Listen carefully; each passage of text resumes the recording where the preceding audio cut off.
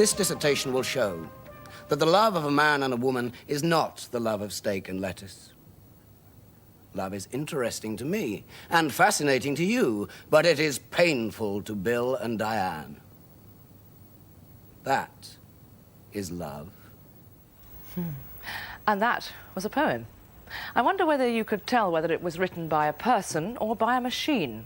And suppose it was written by a machine. Would it make the machine intelligent? What does machine intelligence mean anyway?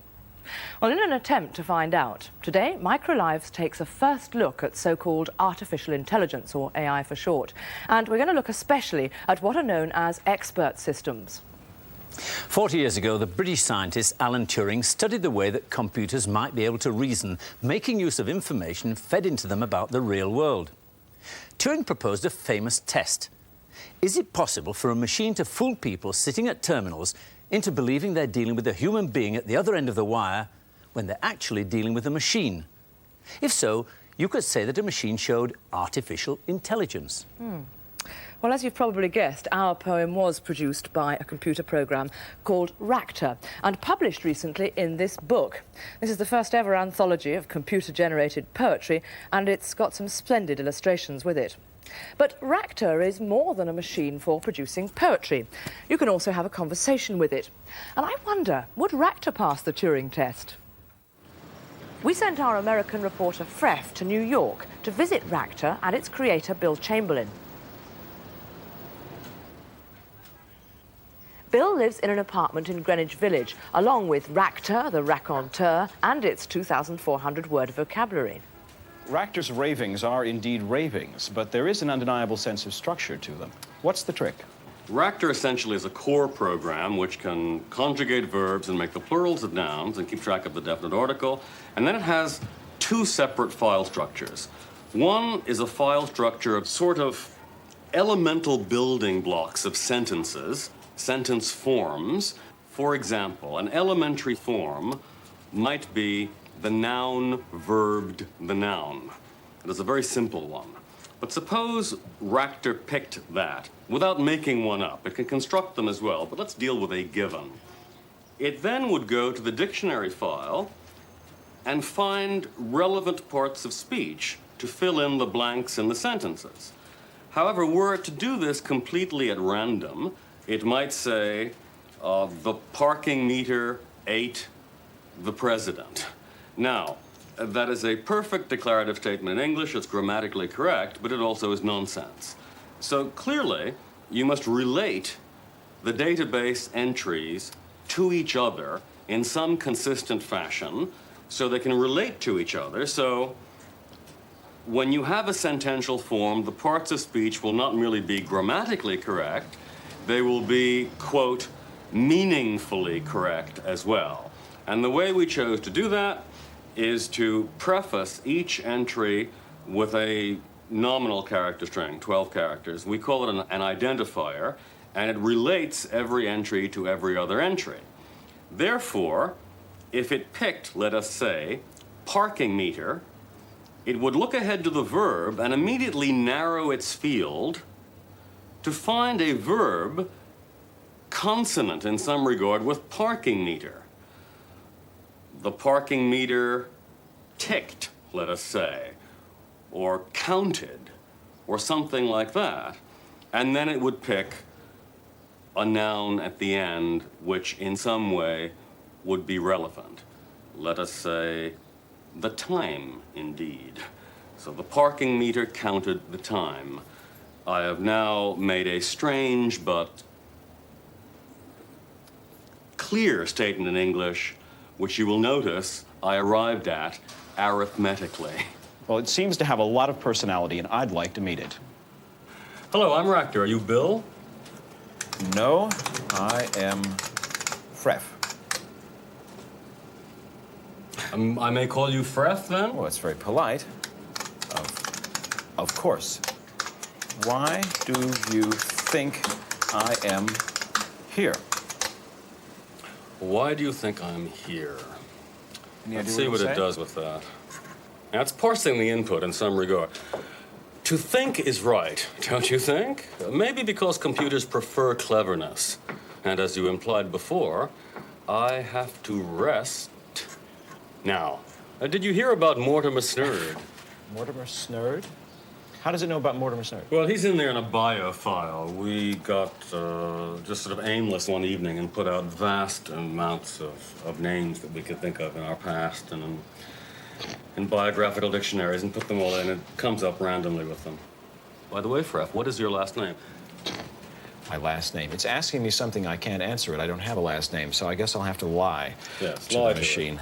My last name is Freff. Since my name is actually just Freff all by itself, we'll see how it takes to being hoodwinked. Freff, huh? Sounds vaguely familiar. As well it should. I wonder. Next question. All right, now I'm going to ask it for a story. Let's see. Yes, will you tell me a story? Will you tell me a story? Now, regardless of its response, I think it probably will. It's on the track, story. then. Yeah. It's checking for the word story. Yes. I recently heard this. Now, this is prosynthesis. Diane chanted, "The jackal is interesting." The jackal is interesting. Nevertheless, obscure, enrapturing scientists will think about blue cottages or blue conic sections.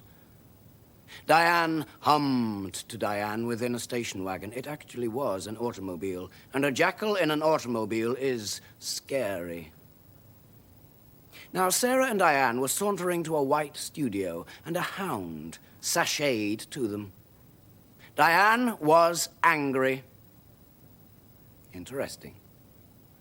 Yet Diane was enraged during the time that Sarah gulped tepid sherry. She and Diane cried about their mansion, car, and phonograph. Novelist. Charlotte Bronte had many good qualities, like fiction. But even Charlotte Bronte was afraid of work.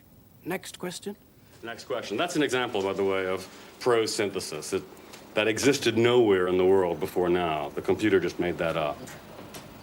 A tree or shrub can grow and bloom. I am always the same. But I am clever. Clever programming, anyway.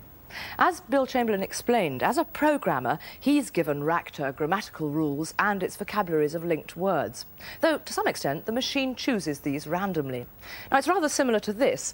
The words on these discs have been chosen by a sociologist. The outer ring has nouns. The two inner discs, which spin independently, have adjectives. But whichever combination of three words you end up with, you'll find that you've got a sort of meaningful-sounding, jargon-ridden phrase, like multi-theoretical reorganisation. I suppose that sounds meaningful to another sociologist.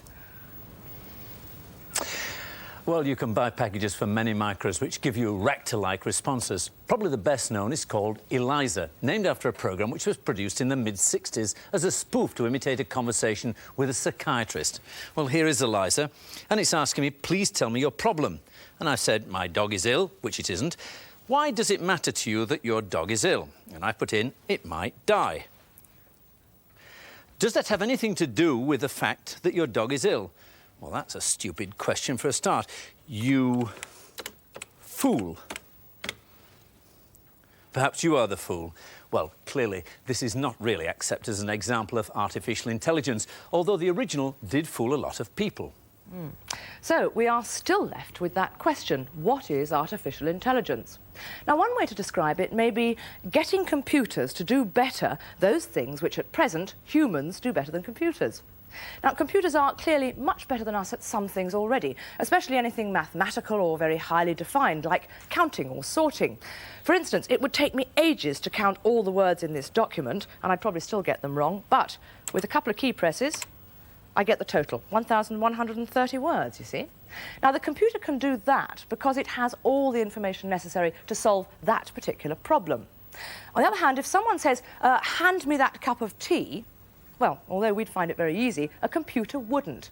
It would have to understand the words, move to the table, stop without bumping into it, recognise a cup of tea amongst everything else that's on the table, and then control an arm to pick it up, hopefully without spilling it.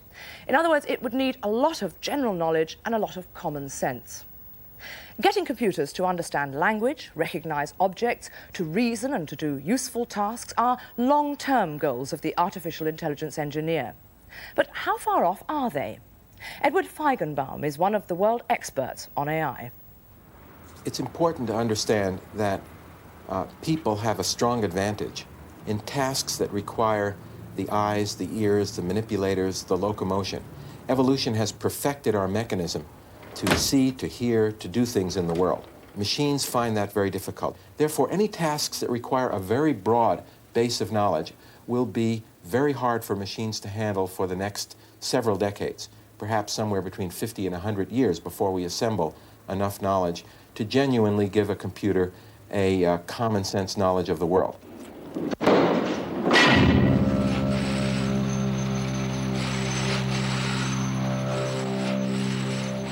A great deal of work is going on to give computers more human-like skills. This prototype robot security man with cameras in its head appears to be moving cleverly. It's certainly an ingenious piece of engineering.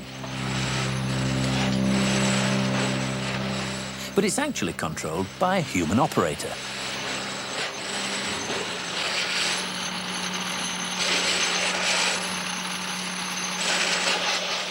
For the machine to interpret pictures from its own cameras and take the appropriate steps is a very complex problem. Today's computer vision systems are really quite primitive. This one can pick out a piece of metal by tracing the outline of its silhouette. It can pick up a single isolated metal object it's been shown and trained to recognize and reject anything else that doesn't fit the pattern it's been taught. But it couldn't pick out the object if it was all piled up with others. Humans, on the other hand, find pattern recognition quite easy.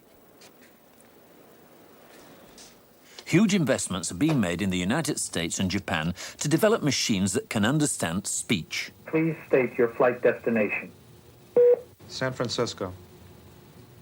San Francisco. From which airport are you planning to depart? Newark. Newark.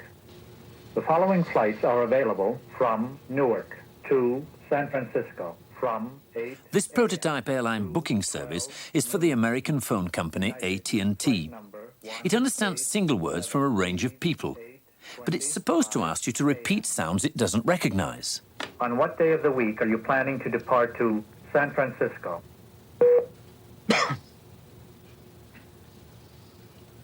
Saturday. Do you want complete flight descriptions? My view is that by the middle of the 1990s, and perhaps well before, we will see the voice-activated typewriter. Now, when we say voice-activated typewriter, I don't mean simply single-word isolated speech recognition. I mean continuous speech understanding. It is an economic imperative that we head toward speech understanding. We look for natural interfaces between computers and people, and we speak about natural language interfaces. But we also should consider the mode of interaction. And typing to computers is one of the most awkward modes ever invented. Since computers can understand language and they can understand speech, they will. And we will do it sooner rather than later. But today's most promising commercial products of AI are not in these areas where the computer needs a vast reserve of general knowledge or common sense. They're the so-called expert systems. These are pieces of software which concentrate on specialized areas of knowledge, like diagnosis of specific diseases or calculating housing benefits. And with them, surprisingly, computers are now beginning to give the kind of advice that experts in these fields might give, always provided their knowledge can be put into the computer in the first place. Edward Feigenbaum. Every expert system contains basically two types of knowledge, factual knowledge and heuristic knowledge. The factual knowledge is the commonly available, widely shared knowledge of a field. You find it in textbooks, delivered in lectures, printed in professional journals. It's easy to get. The heuristic knowledge, on the other hand, represents the private knowledge of experts, the experiential knowledge, the judgmental knowledge. The great mathematician Polya called heuristic reasoning the art of good guessing. And the job of the knowledge engineer is to mine out this essentially private knowledge of experts, knowledge that you would only get through an apprenticeship, and polish that knowledge, represent it in data structures for a machine so that a machine reasoning process can use it. That is heuristic reasoning. Expert systems are being used increasingly in areas where human experts are not always around. In this Scunthorpe steel rolling mill, for example, hot steel billets are rolled out into rods 24 hours a day. As the rod hurtles about, it's important to prevent what's known as a cobble. If this happens in the middle of the night, the fault can be diagnosed by the operators using this ICL expert system. It uses rules of thumb which the chief works engineer has learnt over his years of experience in the plant. These were teased out of him by the computer system designer, the knowledge engineer, and put in the software. By simply feeding in information about the conditions of various pieces of equipment, the system comes up with the best guess about what's wrong. In this case, the computer has detected a scanner head fault.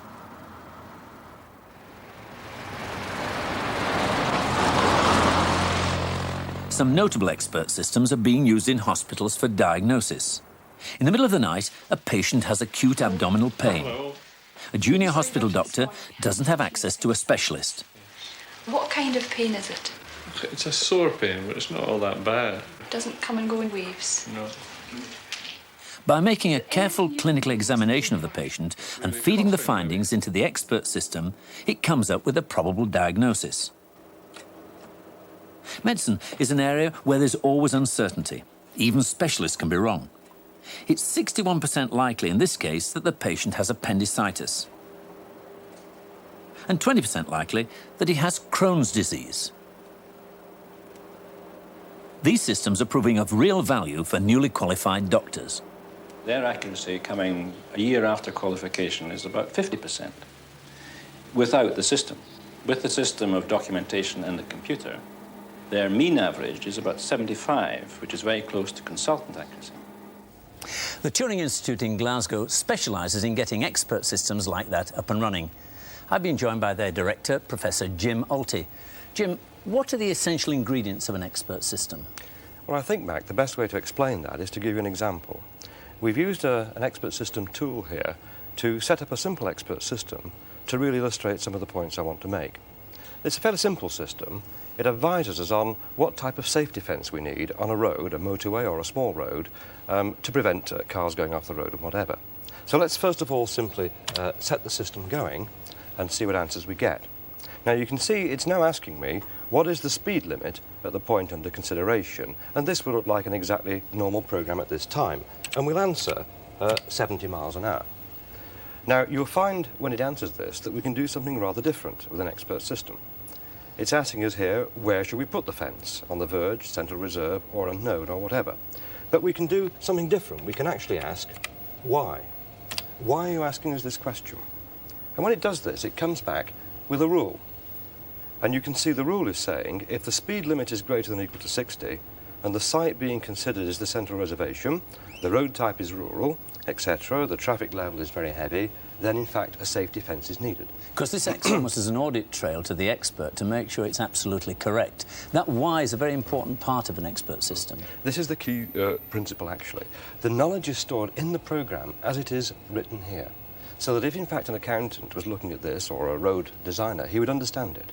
Whereas in a traditional program, if an accountant looked at it, he wouldn't understand the code. So if, for example, the tax rates changed, the accountant, first of all, wouldn't know where to find the tax rate, and he wouldn't know how to change them if it was written, for example, in COBOL, but here he could actually check it out. Exactly, and it's important, of course, because with experts, their expertise changes. You Yes. can't freeze an expert's knowledge. This has been written in an expert system called XI. What's so special about this? Well, it's an attempt to produce a slightly more generalised tool. So it's an empty expert system, and you can put knowledge in it, and it'll solve your problem. It'll work in certain specialised situations. It's called a shell. Is that a technical term? That's right. A shell empty of knowledge. Empty of knowledge. And who puts the knowledge in? Is it the expert himself or somebody who translates it from the expert? Well, that depends on the situation. You'll see later how we might be able to do it directly, but often there's a knowledge acquisition stage, which is quite difficult, because experts often don't understand what their expertise actually is. Thank you, Jim. Lesley? Well, all this isn't so far from the home micro as you might think. Jonathan Briggs is from Kingston College of Further Education, where part of his job is to explain to students and their teachers about how expert systems work. Jonathan, before we go any further, am I right in thinking that your pupils aren't really doing computer studies, are they? No, lots of other things.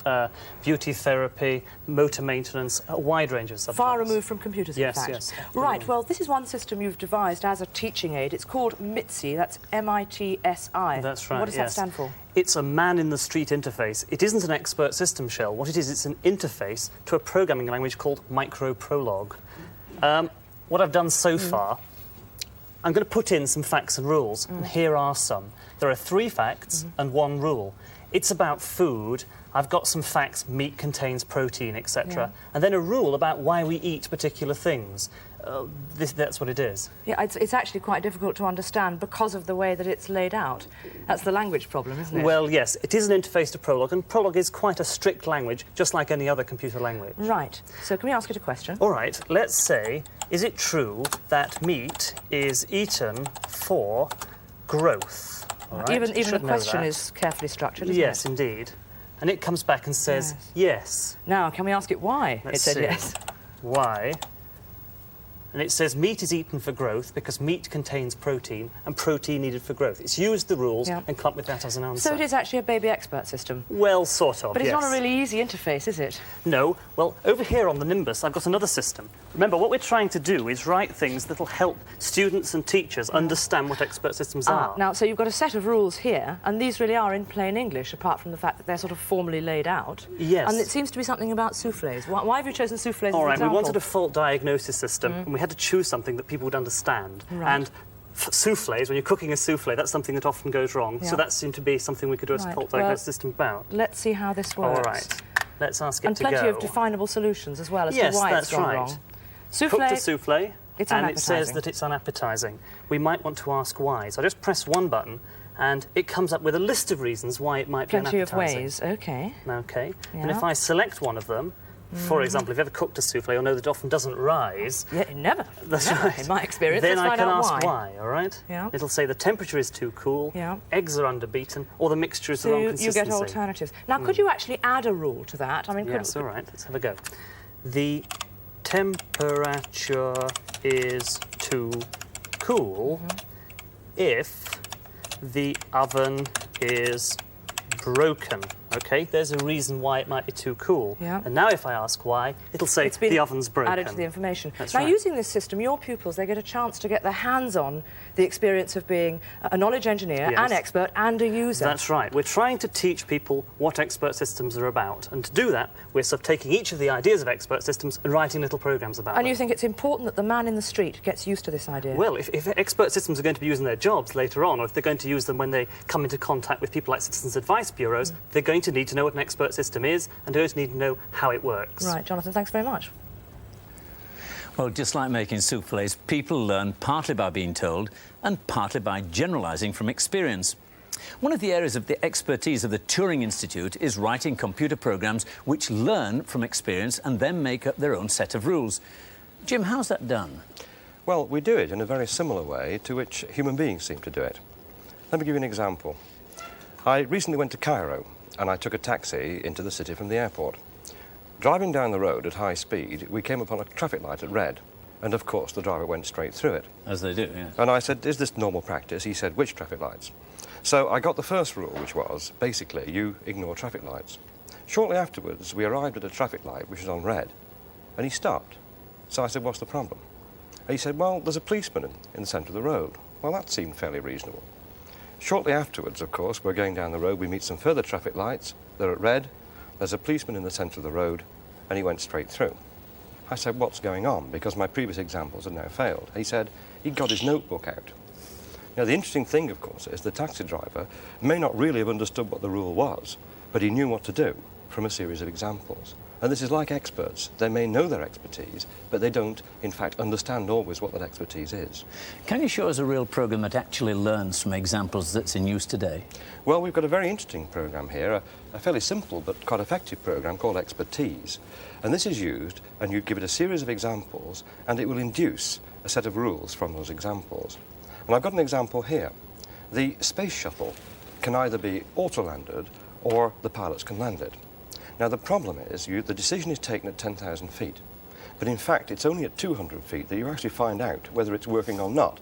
Now, pilots are fairly cautious individuals, and that's a bit late, actually, too. Well, especially when you've got no engines and it's going to go down whatever you do. There's no alternative. No alternative. So what we did, we got together a number of pilots, and we asked them to give us examples of the sort of conditions under which you'd choose whether to use the autoland or not.